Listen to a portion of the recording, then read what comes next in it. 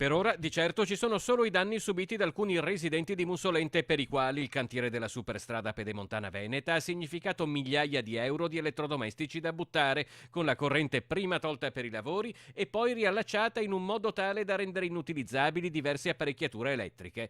Su chi debba risarcire i cittadini è invece un rimpallo di responsabilità tra SIS ed Enel, in un rebus dall'esito incerto che minaccia di trascinarsi a lungo.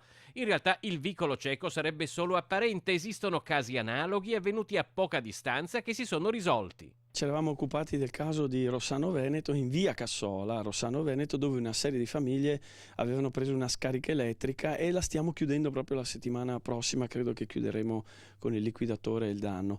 Il problema qua credo che sia per il fatto che bisogna individuare chi era il soggetto che lavorava nella linea. Come si fa a determinare chi ha fatto cosa? Bisogna andare all'impresa che sta gestendo adesso i lavori e farsi dare i dati di chi era l'impresa che in quel momento esercitava i lavori.